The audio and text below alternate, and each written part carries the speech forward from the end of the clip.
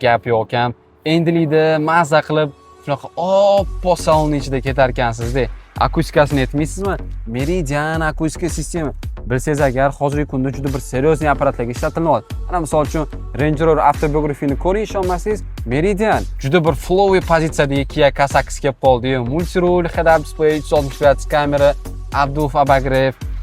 Narxini oldin aytib o'tib ketaman. 38800 ga bosib yuborsangiz bo'ladi. Agar hali ham like bosib qo'ymagan bo'lsangiz, like bosib qo'ying, aka, sizdan nima ketdi?